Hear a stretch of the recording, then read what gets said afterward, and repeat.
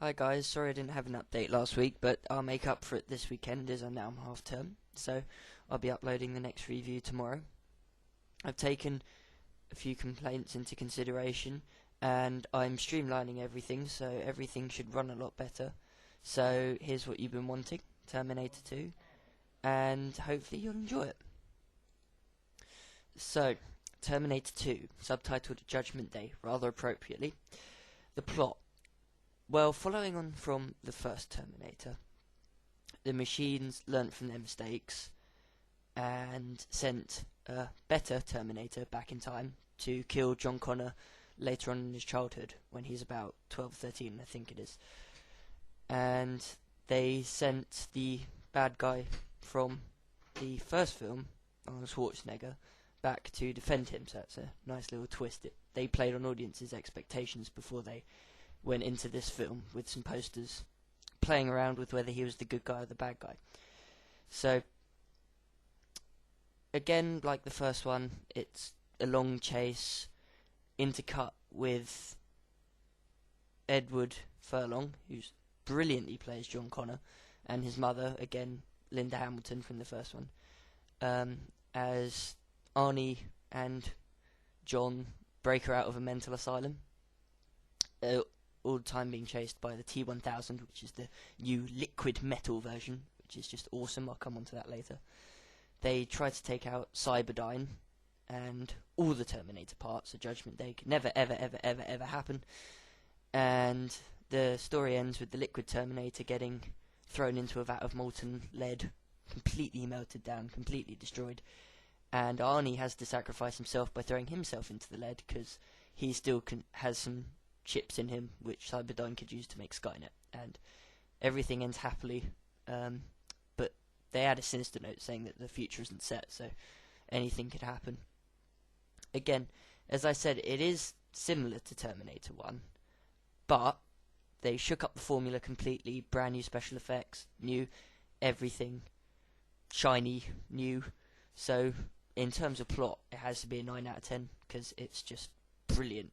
Even though it is a chase, they disguise it so it's nice and complicated. The build-up to when you actually find the Terminator and which one's good and bad is fantastic. And you really get to know the T-1000, unlike in the first Terminator, where it's just Arnold Schwarzenegger being Arnold Schwarzenegger. You get to find out more of the bad guy. So it's a pretty decent plot. Moving on to special effects. This film was revolutionary in terms of special effects.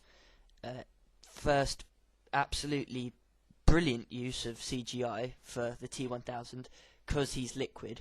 He can change his arms into different things, like he stabs John Connor's father through the head using his arm as like a huge kitchen knife. That's actually one of my favourite scenes in the film. And he gets frozen and blown up, and then you see all the liquid droplets come back together. I mean, for 1992, it's pretty advanced at its time. I mean, it's better than quite a lot of the special effects we're seeing nowadays, and it definitely holds up, 13, 14 years later. So, no qualms there. The nuclear holocaust, Sarah has some flashes of the nuclear holocaust that is Judgment Day in 1997, and the actual American nuclear board said this was the most realistic depiction of a nuclear bombing that has ever been put to film. And I think this scene is the most important in the whole film, because it gives you the visceral impact of exactly what the machines are going to do. And it's absolutely horrific. I mean, her flesh gets blown off her bones and children get disintegrated. You see buses flying everywhere. And it's absolutely fantastic. I still find that scene haunting to this day. And I also think it's thematically important, because it reveals to the viewer why Sarah feels so strongly as to what she has to do to stop Cyberdyne. And it's also important as you get to see exactly what the future is going to be like and why it's like it is. So that's brilliant. Prosthetics, they're not really applied to Robert Patrick, who plays the T-1000, Liquid Terminator. He just kind of morphs in and out, so that's not so much. But Arnold Schwarzenegger, big improvement from the first film, where it was just a kind of moving puppet, and whenever they had to put prosthetics on him, it didn't look that bad, to be fair, for the 80s, but you could definitely tell it was prosthetics, whereas in this one, it's much more sleek, and it looks lovely, really, and especially in the final fight, where he's getting his arm ripped off, and half his head blown up, it just looks really, really cool. So, definitely a very solid 10 out of 10 for that, as it's just completely revolutionary. Acting in this film is probably the best in the series. You got Edward Furlong, as I previously mentioned, as John Connor. For me, the definitive John Connor. I think he's brilliant. He's got the naivety mixed with his hardened skills that his mother had passed on to him, so it's brilliant. Linda Hamilton steps it up from the first Terminator. She becomes the hardened resistance fighter that she has to be, and her fear at seeing Arnold Schwarzenegger for the first time, her thinking that she's evil, is very, very well conveyed. Very believable for the audience. Robert Patrick, my favourite actor out the whole Terminator series. He really is malevolent. You really believe that he's going to kill them, and he's just absolutely brilliant. That guy who plays Miles Dyson, can't remember his name, but he's quite good, actually, and lends a little bit of humanity to the film, where he sees that Arnold Schwarzenegger's the Terminator, and he explains everything, so that's quite good.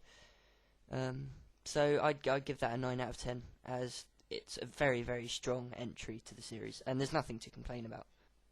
The score, otherwise known as the music. I have the same gripes with this as I do with the first one. The orchestral stuff, such as the theme tune, and some of the more touching moments are really, really good. And this film, possibly the best. I mean, Terminator 3 had a fully orchestral score, so I'd probably go with that over this. But again, it has that techno rubbish which just ruins half the scenes for me, because it sounds like a ferret being scraped along a cheese grater, so I don't like that. So I have to give that a 7 out of 10, because it detracts from it slightly, but not so much as so you can't enjoy it. Now, as you guys know, I always do these as DVD reviews as well. So Terminator 2, I have the Ultimate Edition as opposed to the more recent Extreme Edition. It's probably the best DVD you'll ever buy. It's completely comprehensive, as they say on the back. It's a film school on a disc. It's got trailers, documentaries, scripts, everything you could possibly want. Wherein lies my gripe. You can have too much of good thing. I can't honestly foresee anybody sitting down and reading through the whole of the making of stuff, as there's about 8 hours on there of just reading interspersed with film clips, which you can also watch individually. I watched all of the film clips, started to read the script and the film school stuff, and I just got bored after about half an hour. I mean, the script on Terminator 1, that's all there was, so you could devote time to it, but I just couldn't be bothered to sit down and read that whole thing. And I think for quite a few people, they won't either. They just watch the documentaries. So on the strengths of that, and the menus on the DVD, I almost forgot. The menus are absolutely fantastic. They're fully animated. It's outside. It's the future war taking place, and you get Terminators walking around blowing each other up. And then it goes into the main machine hub, and you see all the Terminators being made. It's really, really cool. So on the strengths of that, brilliant CGI, and the documentaries, which are more than enough, I'll give it an 8 out of 10. As I said, the reading really detracts from it. So, overall, best bits of the film, definitely the nuclear holocaust and the attack on the Cyberdyne building, huge explosions and everything, and the kneecapping scene, which is quite ironic for the Terminator, who's been taught to protect human life by old John Connor. And that's quite a poignant point for the whole film, so that's quite good. Any of the action scenes are brilliant in this film. Worst bit, I've only really got one, and it's the fact that although the Liquid Terminator is a fantastic enemy, they don't really use him enough, because if you watch the extended edition, which I don't recommend, really, there's about an hour of the film without him in it, and seeing he's as the baddie, it just laxes up the whole film, so that's not so good. But yeah, that's my only gripe with the whole film, and that they always think he's dead and he's actually not. So I give this film a 9 out of 10. DVD an 8, and I'll see you guys tomorrow for Terminator 3.